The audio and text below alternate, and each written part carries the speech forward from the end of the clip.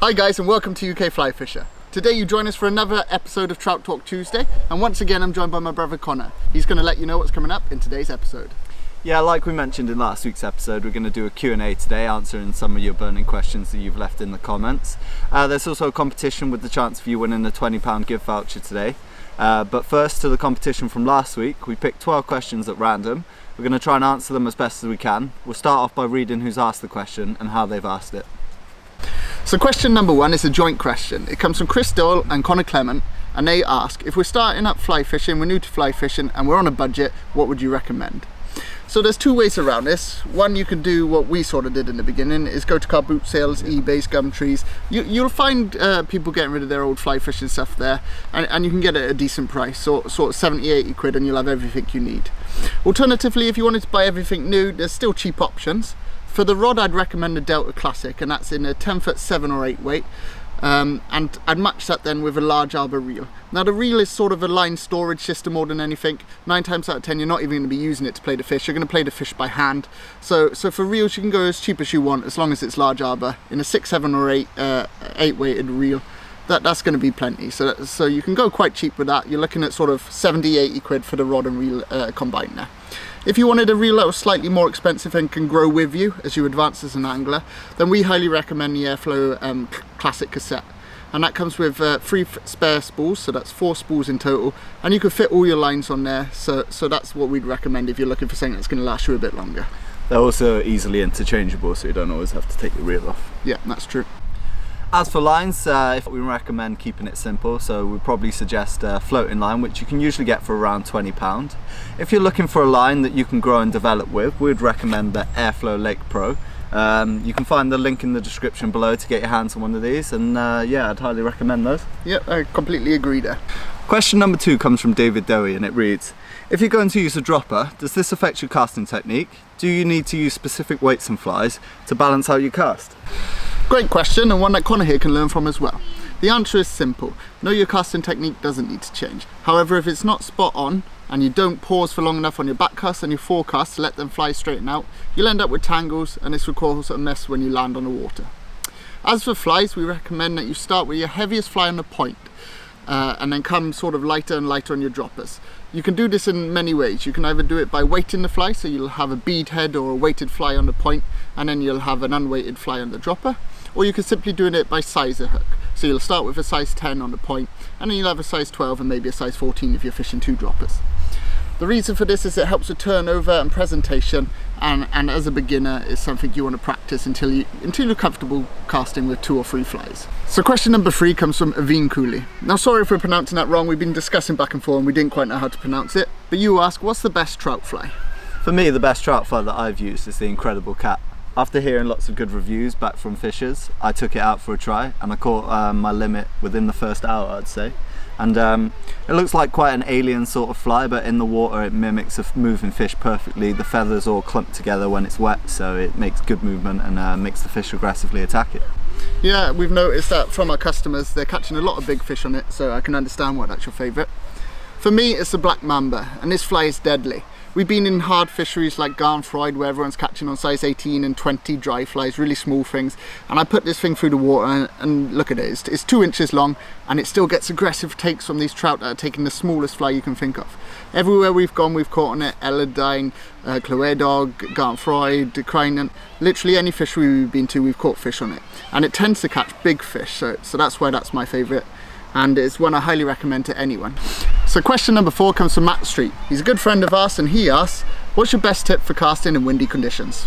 Well, for me, the best tip in casting in windy conditions is the wind is your friend. Have the wind from behind you, so when you're casting out, it will increase the distance on your cast and it will also help with presentation. Also, for safety reasons, if you're right-handed, you want the wind blowing in at your left, and vice versa if you're left-handed. This means if any gust of wind or change of wind suddenly happens, the hook's less likely to catch you. Yeah, that's mainly because with the wind coming over your shoulder, when you're casting, anything that goes wrong is going to blow away from you, and it's a great tip for safety reasons. So if you're new to fishing, remember that, because we don't want anyone hooking themselves. My best tip for fishing in windy conditions is to use the double haul. It's a technique we mentioned briefly in the last video. If you still haven't seen that, there'll be a link in the description below. But basically it adds distance to your cast and it makes casting into wind a lot more easy. We'll do a video on it shortly showing you how to double haul, but it's definitely a technique you want to learn for windy conditions. Question number 5 comes from Kevin Griffiths, and it asks, what's your best tip for fishing in this hot weather? Yeah, we've had lovely weather recently, and we would recommend using a natural looking fly with a slow retrieve. The main reason for this is with the hot weather, the water holds less oxygen, so the fish are more lethargic, but they're still actively hunting, so if you use a slow retrieve, chances are they'll slowly follow your fly and take it right at the end. This leads us perfectly onto question 6, which is a sort of similar question and means we can go in a bit more depth with it. It's asked by Gavin McDade and Alan Kavanagh, and it says, is this weather right to fish in? Is it too hot? And are there certain times of day where you can cast your line out, which means you'll have more success fishing? Yeah, there's many ways to look at that, and to answer the bit if it's too hot. For most catch and release fisheries, there's very little or even no moving water, so the oxygen content's going to be a bare minimum. The fish are going to be lethargic, and after fighting you once you've hooked them, they're not really going to take the release too well. A lot of them will turn over and die. So in terms of fishing still waters that catch and release, I tend to stay clear of them. They're going to be hard anyway, so you're not going to miss out if you stay clear of them. Rivers and stuff can be good. And catch and kill fisheries, certainly if they're stocked daily and they're being taken out daily, they're not going to be so affected, but they still be lethargic, hard to catch, but if you're knocking them on the head, then there's nothing wrong with going for them. I tend to go for more rivers at this time of year when it gets this hot. Dry fly at night time when the temperature goes right down, and again at early hours of the morning. It's the same for a fishery, so that would be our technique. I believe the second part of the question asks if there's better times of day. Certainly first thing in the morning, just before the sun breaks, is a really good time. They're going to be feeding at that time anyway, and the temperature's going to be low. And then last thing at night. Most fisheries don't stay open that late nowadays, but if you can find one that does, I know we go to Elladine a lot, I know that stays open till dark. But definitely fishing the first 2 hours and the last 2 hours of the day can often pay off with nice fish in this kind of weather.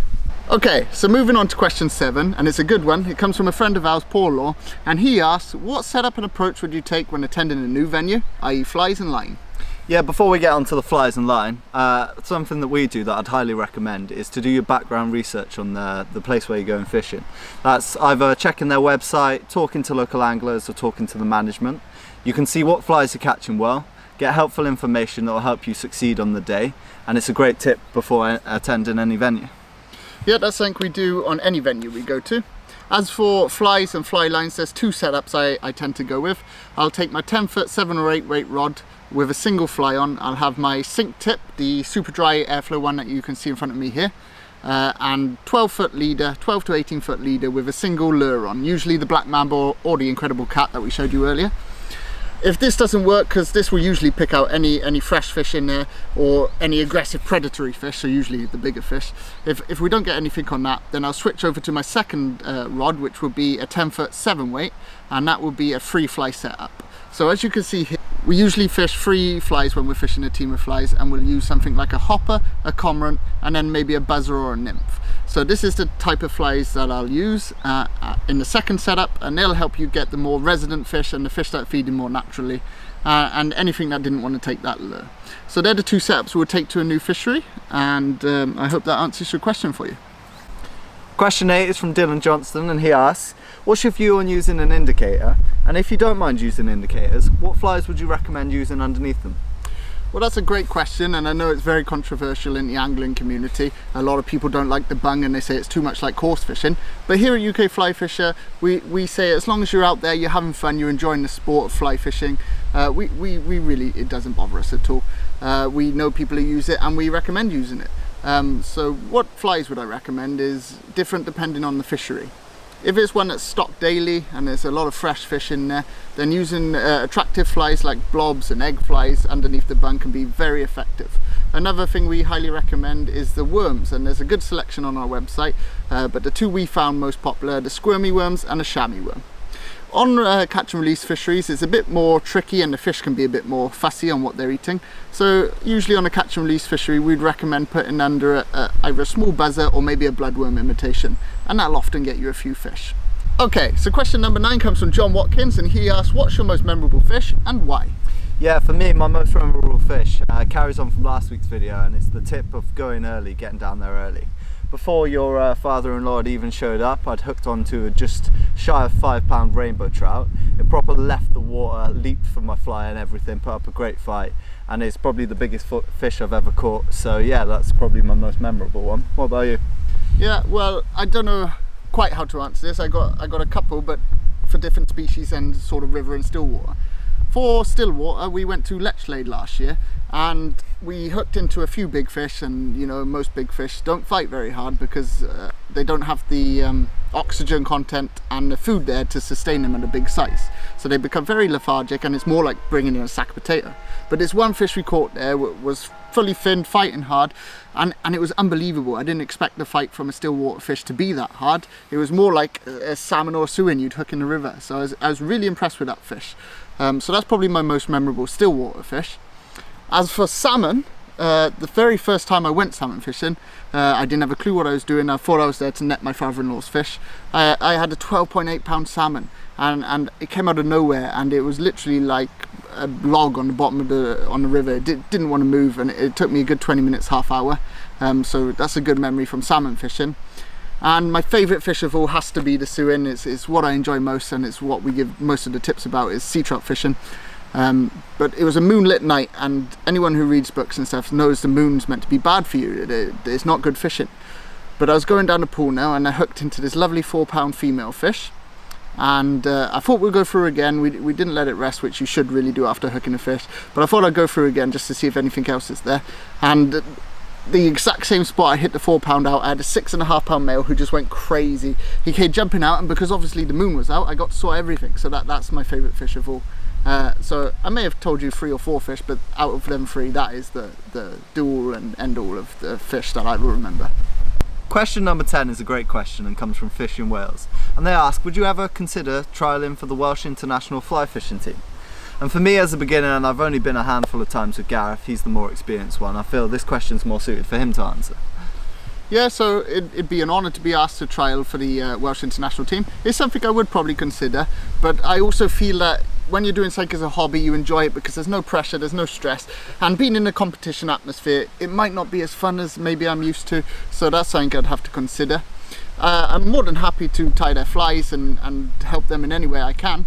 But that's another thing. I like helping other anglers, so if someone from Scotland, England or Ireland came and asked me a tip that was working that day, I'd probably give it to them, and I can't imagine that going down well when I go back to the camp later on that evening. Okay, so question number 11 is a good one. It comes from the Fish Whisperer UK from our Instagram channel. If you haven't followed us yet, I'll put a link to that in the description below. He asks, what's your favourite time of year to go fly fishing on still waters across the UK? For me, my favourite time to go fishing would be the winter time. This is when the fish are usually in peak condition and put up a greater fight, which means you'll have a more interesting fishing experience. The fish usually fatten up during the autumn as food becomes less available in the winter, so they'll be feeding on small fry and large insects. Another great reason is, like we said earlier, the temperature affects the oxygen content in the water, and the lower temperatures means there's more oxygen available, which means the fish will put up a greater fight, and it means you'll have a greater fishing experience. Yeah, for me it's exactly the same. Winter is the best time to go still water fishing. There's also less anglers on the bank because most of them prefer to be sat in front of the fire.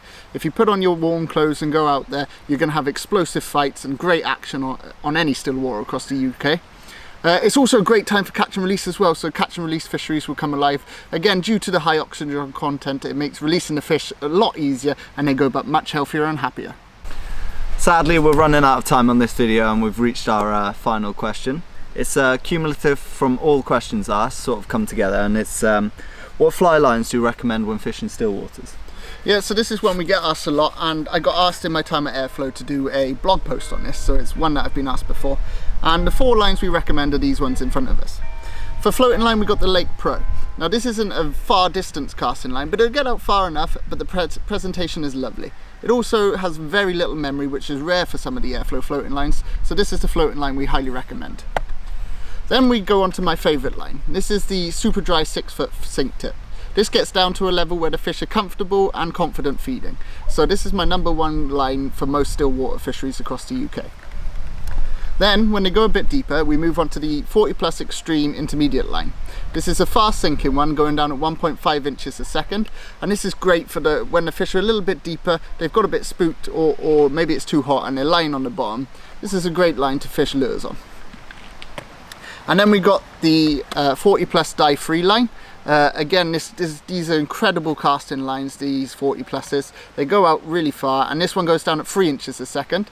This one is more for reservoirs and really deep water, where you can catch the fish that are lying on the bottom. And you'll often catch brownies with this because they like to sulk on the bottom. They like to hold deeper where it's cooler and maybe there's not so much activity down there. So the dye free is one when their fish go deep. So this blog you mentioned, is it still ready available for our viewers to read? Yeah, everything's still on the Fish Tech website, so I'll leave a link in the description to the blog. I'll also try and make it available via our website. Sadly, that's all we have time for this week. Thanks for joining us for another Trout Talk Tuesday, and thanks for all your support, whether that's likes, comments, subscriptions. It means a massive amount to us. Sorry we've only answered 12 of the questions in this video. We've tried to combine a view to get as much information out to you as possible that can help you improve your angling skills. But just to thank you sincerely to you, we have a 10% discount on the UkFlyFisher.com website, and that's for all of the products, not just the ones we've advertised today. The word is Trout Talk, that's 2 separate words, and that gets you 10% of anything in the shop. Yeah, so don't forget we got the competition running this week. All you need to do is make sure you subscribe to our channel, like the video, and leave a comment below of what you'd like to see from future videos. All that's left to do then is to say thank you for watching, and we'll see you in the next video.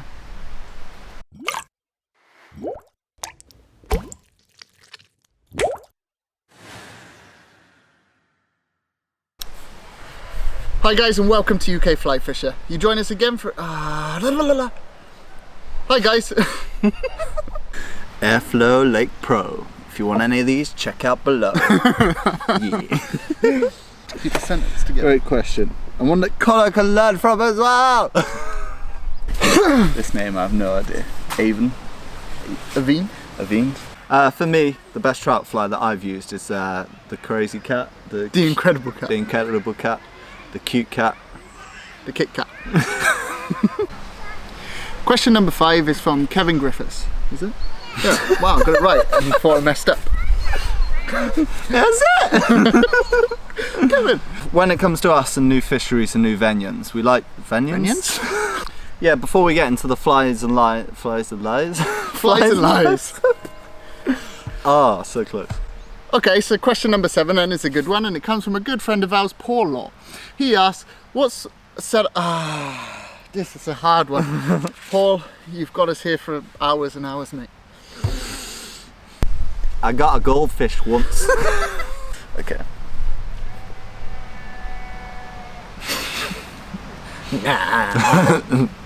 Would you join? Nah. Number 20. What even word was that? I'm gonna seize you then.